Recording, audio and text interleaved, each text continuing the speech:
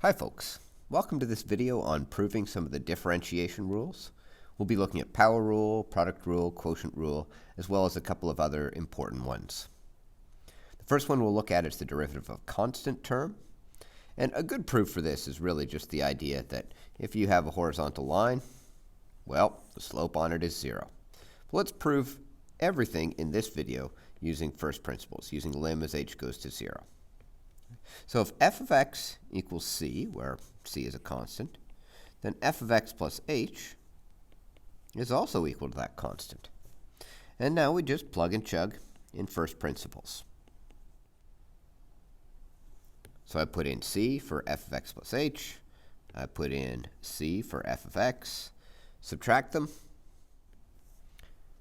We get 0 over h. Now here you can't substitute, but 0 divided by anything other than 0 is going to give you 0. And the limit here is saying h isn't 0. H is just really close to 0. So this limit is 0, because 0 divided by something very, very small is going to give you 0. The short version is the derivative of a constant is 0. Okay, next one, derivative of x. So again, we could just sort of think this through. The slope of the line y equals x is always 1, but we're going to prove it from first principles here. So if f of x equals x, then f of x plus h is equal to x plus h. And let's just sub that in. On top we have x plus h minus x, so those x's are going to subtract out. We're left with lim as h goes to 0 of h over h. Those can divide out, and they just give us 1. And since there's no more h's left, we can evaluate the limit. So the derivative of x is 1.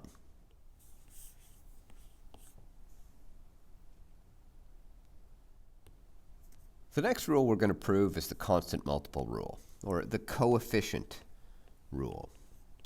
So we're wondering, if you have some function with a coefficient out front, let's call it c, what happens to that coefficient when you differentiate? So g of x is just some other function of x, and f is a constant times that function. What do we get? Well, we'll go through the same process. F of x is cg of x, where c is some constant number. So f of x plus h is going to be c times g of x plus h. Let's plug it into first principles.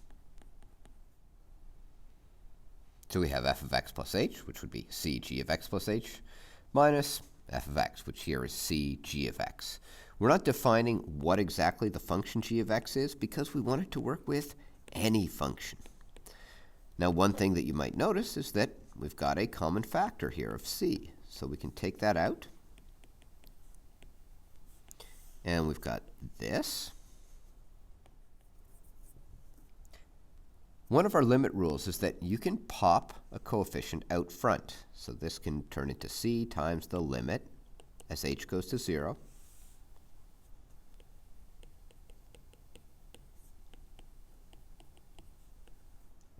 of g of x plus h minus g of x all over h.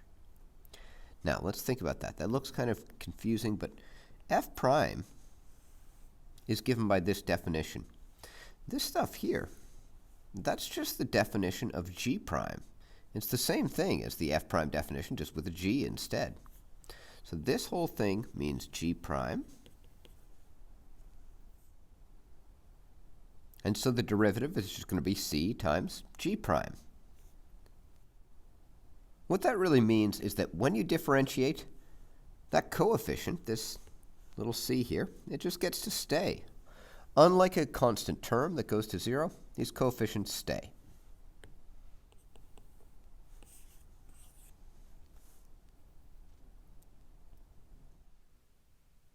Okay, here's the biggie, the derivative of a power function, or x to the n. Now, we're going to prove this for positive integer powers, but you can also use it for pretty much any power. So we need to figure out what f of x plus h is. So that would be x plus h to the power of n. And the tricky part here is that we don't know what n is. Hopefully you know some binomial expansion. But if you don't, then I'll just tell a bit of the story of how expanding binomials works here.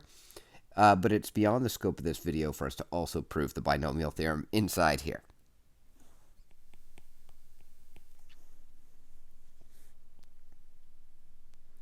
What I've written here are the expansions of x plus h to the first 4 powers. And what we might notice about those expansions is that they always start with x to the power of whatever number we had here. So it looks like if we were expanding x plus h to the n, we're going to start with x to the n. And then the next number in there is always, this power becomes the coefficient. Okay. And then the power on x goes down by 1, and h starts to appear.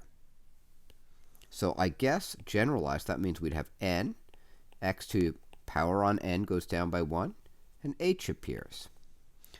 And then after that, there are these other numbers that we see in the next term and so on.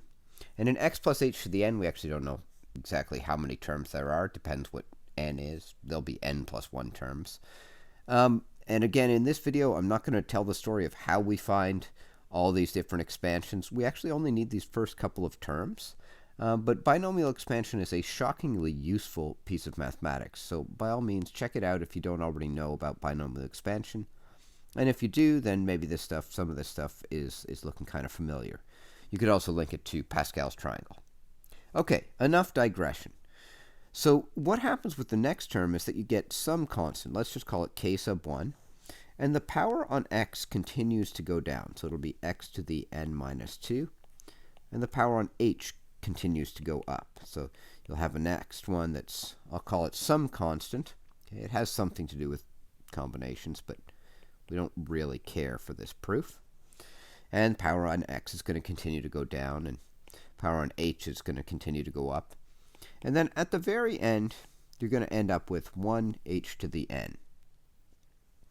Now, one way to organize all this information is to say it's x to the n plus n x to the n minus 1h plus every other term has an h of at least the power of 2. So h squared is a common factor for all the rest of the terms, however many there are. And I'm going to say that it's h squared times a bunch of stuff, which doesn't look very mathematical. But really, it turns out that this term is not going to be that important at the end. So we have h squared times some things, and we have these two leading terms that maybe are going to matter a little more. Let's see what that looks like when we plug into first principles. F prime is the lim as h goes to 0 of f of x plus h, which we weirdly wrote like this. X to the n plus n x to the n minus 1h plus h squared times a bunch of stuff minus f of x. Well, f of x was just x to the n. Let's see what we can do next. We could notice that these x to the n's are going to add to 0, so they'll be gone. Lim as h goes to 0, n x to the n minus 1h plus h squared times some stuff. And that's all over h. Now, the problem is that we have an h on the bottom, so we can take out a common factor of h on top and see what we get. H will come out. I'll be left with n x to the n minus 1 plus, now I'll have just h times some stuff. And this is all over h. And here's where the magic happens. The h's divide out. So we have f prime is lim as h goes to 0 of n x to the n minus 1 plus h times some stuff. Well, if we evaluate that limit, what will we get? We'll get n x to the n minus 1.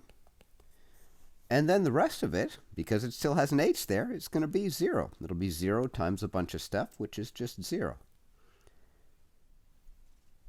If I were to say this rule in words, it's that the old power comes down front, and the power goes down by 1. So, for example, the derivative of x to the 99 would just be 99 x to the 98.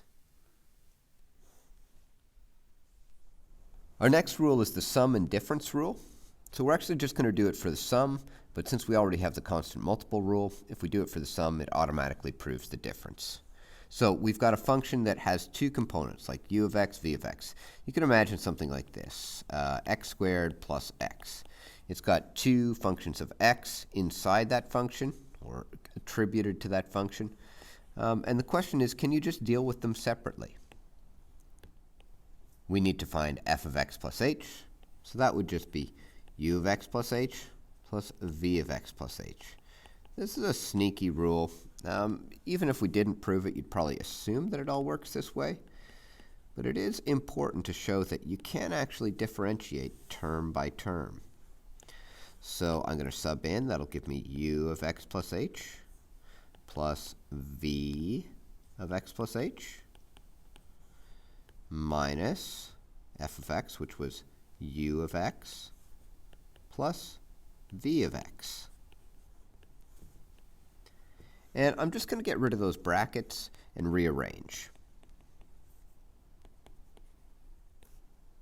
I'll put my u's together, so that u of x plus h minus u of x, and my v's together, v of x plus h, and notice here it'll be minus v of x when I get rid of those brackets.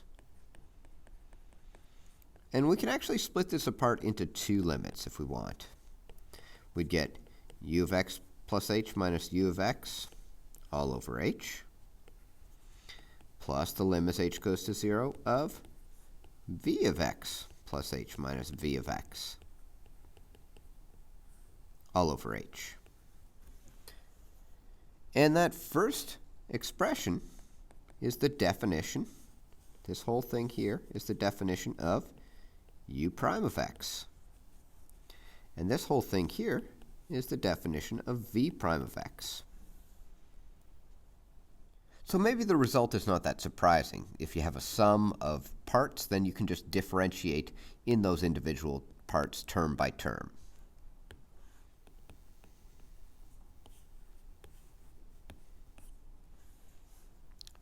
That's the takeaway here.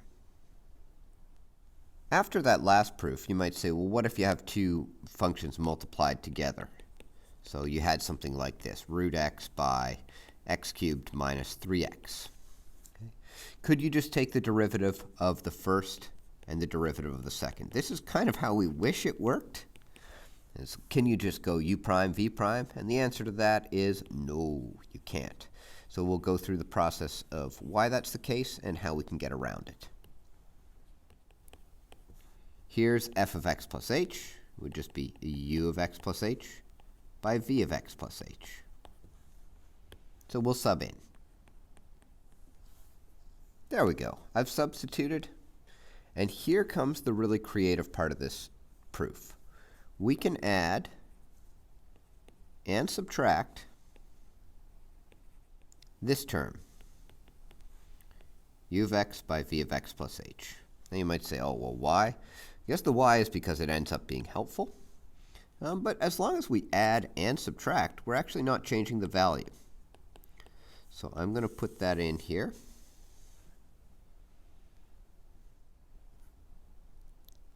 And I'm going to put it in the middle and kind of in a peculiar order.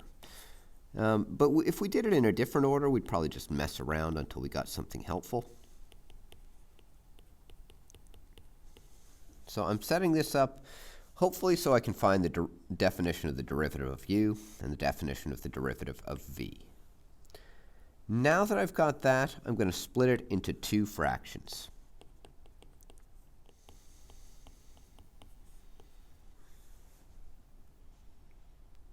And that really brings us to the end of the super creative part of this proof, where we had to find this special thing that's going to help us work it out. After this, I'm just going to look for common factors. In that first fraction, I can see a common factor of v of x plus h. And in the second fraction, I can see a common factor of u of x.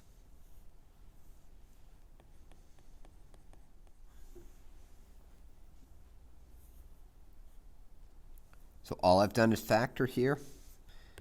And now I'm going to split some more. There are some portions at this point that we could probably do sort of informally, But what I'm going to do is I'm going to split that first limit up into two parts. It's going to be limit of v of x plus h as h goes to 0 times, because this is all multiplied together here, the limit as h goes to 0 of u of x plus h minus u of x all over h. And in the second one, I'll do something similar. I'll go lim as h goes to 0 of u of x. And again, we're not defining what these functions are because we want them to work for any function.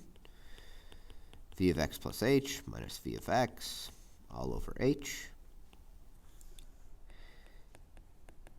And now we can actually evaluate. As h goes to 0, this thing right here just becomes v of x. This part right here is the definition of u prime of x. In the other one, as h goes to 0, this is just u of x. And as h goes to 0, this is the definition of v prime of x. And you can write it like this. I kind of like it alphabetically.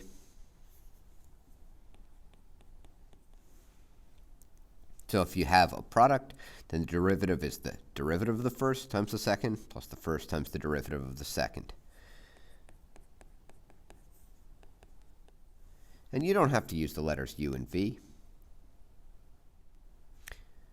If f of x is the product of two functions of x, so that means that there are two parts that both involve an x, then the derivative is u prime v plus uv prime. In other words, derivative of the first part times the second part plus the first part times the derivative of second. And there are all sorts of mnemonic devices you can use, but here we're just looking for the proof. And this is why it's true, because of these steps and that creative process in purple.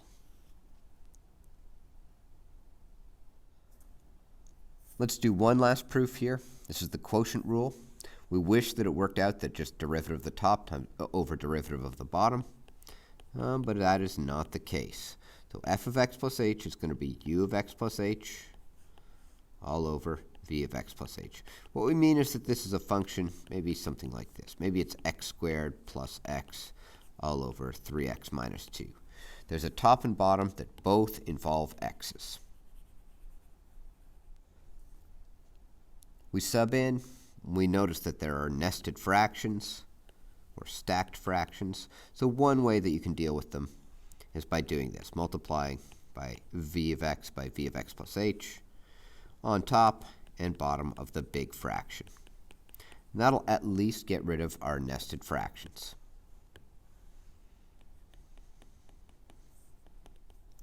This first piece of multiplication is going to give me u of x plus h times v of x. This second piece of multiplication is going to give me u of x times v of x plus h. And careful here, on the bottom it's going to give me h times v of x by v of x plus h. And we do have a few options of where we can go next, but there is that creative step again. So there's a special thing that we're going to subtract and add.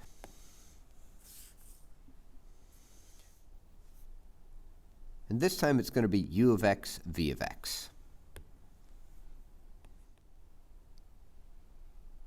Now once we do that, it's largely the same process as how we dealt with it before in the product rule.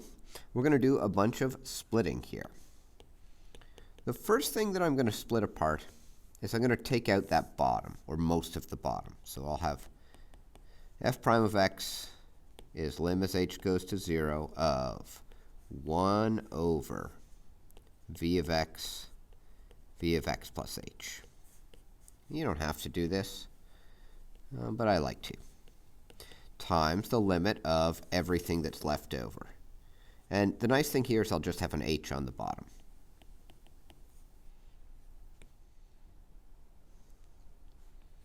And now I'm going to split some more. Before I do, though, let's evaluate this limit. As h goes to 0, this will be just 1 over v of x times v of x plus h. As h goes to 0, it's just going to be v of x. I'm going to split apart what's inside these big brackets into 2 bits. So I have u of x plus h, v of x minus u of x, v of x all over h. And then I'm going to add on the limit of all the leftovers, which was negative u of x, v of x plus h, plus u of x, v of x. And that's going to be all over h. And now I'm going to factor. So let's check this out. Right over here, this would be v of x all squared. And then in these big brackets, lim as h goes to 0 of. Common factor in this first one of v of x. And what are we going to be left with? The good stuff. U of x plus h minus u of x. That looks fishy. And then over here, I'm going to take out negative u of x as a common factor. That will leave me with v of x plus h minus v of x. That'll all be over h. Now, we can probably see where this is going already. I'm going to show it kind of formally. I'll split this as the limit as h goes to 0 of v of x times the limit as h goes to 0 of u of x plus h minus u of x all over h plus the limit as h goes to 0 of negative u of x times the limit as h goes to 0 of v of x plus h minus v of x. Okay, just splitting this stuff apart. Using multiplication, we'd already used addition to split it apart. Let's see what we get. 1 over v of x all squared times, as h goes to 0, v of x becomes v of x. And this other part here is the definition of u prime. Plus negative u of x times the definition of v prime. Let's put it all together, and I'm going to try and alphabetize it a little bit here. So this is all going to be over v of x all squared, and I'll have u prime of x times v of x minus u of x v prime of x.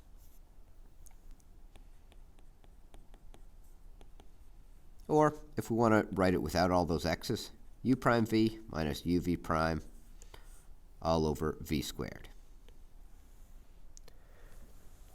That's our derivative of a quotient, where u and v are both functions of x. They both contain x's. You can learn or memorize this result in a variety of different ways, but in the case that I've shown it here, u is the top of that fraction and v is the bottom. I hope this has been helpful. Good luck with the material, and take care, folks.